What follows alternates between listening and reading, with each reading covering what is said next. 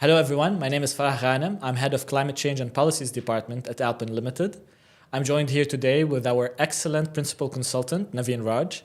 Naveen, can you tell us more about yourself? Yeah, so this is Naveen. I've been in this industry for past 12 years and specifically on the region for around 10 years working with the master developers, like big cities, contractors, designers, and also like working on various certifications like BRIAM and regional ones like Al Safat, Estidama.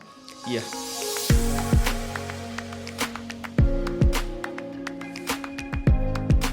So Naveen, it's a pleasure to have you here. Today I'm brought you to discuss the latest developments in the green building industry. Back in April, we've heard from USGBC, they opened the public commentary for the LEED version 5. The public commentary closed end of May, and we're expecting projects to start registering in early 2025. I'm really curious on how quickly the market will, or not quickly, the market will adopt the new version. Have you any thoughts on that? The projects will take a time to register with the new versions because normally the projects will see how the other projects are facing any issues or any interpretations will comes up with the new versions so that they can adapt the design with the new versions. We can see from the version 3, version 4 and the incremental version 4.1, which is released in 2019, still most of the projects are following the version 4. Yeah, that's really interesting. We've always seen a lag between the release of the new version and then its adoption in the market. And I think this is going to be especially sensitive coming up, especially because LEED version 5, as mentioned by Peter Templeton, the president and CEO of USGBC, that the architecture of LEED version 5 was built to promote and focus on topics that require acceleration. And that screams climate action to me. And truly so, we see it in most of the prerequisites, a focus on climate action, a focus on decarbonization, carbon assessment. We know that the new version 5, is targeting 3 focal points: decarbonization, quality of life, and ecological conservation. So I think there will be that lag as projects and clients and developers are starting to get used to adapting these principles, these activities within their projects.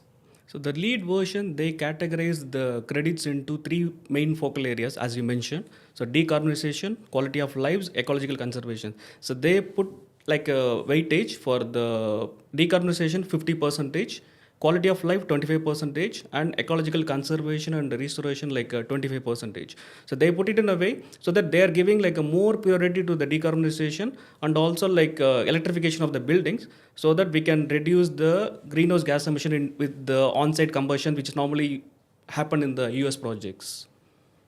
Yeah, I mean, as a climate action advocate, my eyes lit up when I saw the new requirements, especially the prerequisites where they're talking about carbon assessment, operational carbon projections and decarbonization plan, climate resilience as key focal prerequisites within the standard.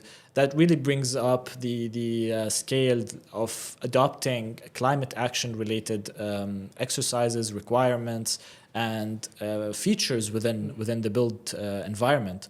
And I believe that this sends a very strong message from LEED that they are trying to support the acceleration of alignment with net zero targets and climate change mitigation as a whole.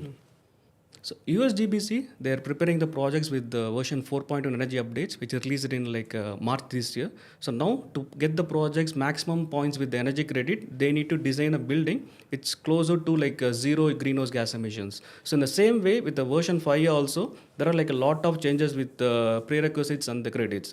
So there are new credits introduced with the version 5. You'll get the points if you're going beyond the prerequisite requirements, namely for the carbon assessment.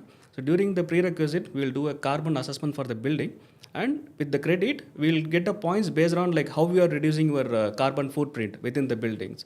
So likewise, they put it in a way during the prerequisites, we will do assessment what will be our carbon footprint, and we'll get the points on how much percentage we are reducing our carbon footprint comparing with the baseline case. Yeah, I feel like this is a very good push towards increasing the awareness on the importance of quantifying, as a first step, quantifying the emissions associated with the construction activity, with the building itself, and even looking at its operational emissions.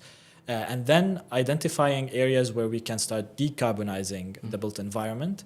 And I think LEED version 5 should bring, shed a new light on that kind of activity, that kind of climate action or climate-related response. Because we continue to grow, we continue to build, and we need to make sure that when we're doing so, we're doing it in a way that safeguards our future, mitigates the impact, the negative impacts of construction activity as a whole. Yeah, definitely there's a new changes in the version 5 new credits. I'm interested to hear your opinion on the legacy credits where they've updated the standards, the thresholds. What are your thoughts on that? The one of the legacy credit, energy performance is getting a major upgrade. So they're moving to the ASHRAE 90.1 2019 version. Till 2027, the project can go with the 2019 version. So any project registering after 2027, so they need to follow the 2022 version of ASHRAE 90.1. So there is another update as well. So with the location and transportation, they removed the neighborhood development credit. So the projects no longer get benefit out of if they are locating their buildings or like projects with the already certified neighborhood development projects. Then they reduced the total number of points which we will be getting from the energy performance. So with the version 4.1, we used to get 18 points. So now with the version 5, it will be only 10 points. Then there are like the credit names, the credit requirements, the credit thresholds, prerequisite threshold has been changed with the version 5. And with the last two categories, we will be having like innovation plus regional priority. Now it is like combined and renamed to regional priorities.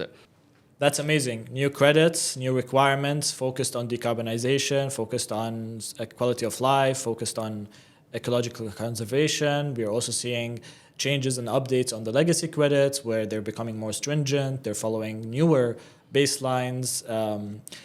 I've also read about a particular new change when it comes to LEED Platinum projects, where it's not just additional points, there's a bit more to that story. Can you tell us about that? Yes, with the previous versions, if you're reaching 80 plus points out of 110, you'll be awarded with the LEED Platinum. With the version 5, so they made like certain requirements to get LEED Platinum. So there are like 4 set of requirements. So first thing, there is one credit electrification, so which doesn't allow like on-site combustion at the project boundary. So for our Gulf projects, mostly this won't be a major issue. Normally, there will be no on-site combustion happening at most of our projects. The secondly, for the enhanced energy performance credit, we need to get all the 10 possible points. So either through renewable energy or by like reducing our energy demand within the project space.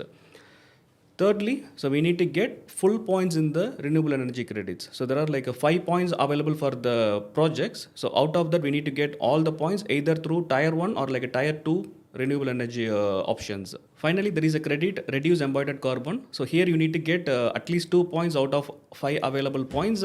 So either through like a whole building LCA or by reducing your overall embodied carbon by selecting material which is having a low impact with the GWP.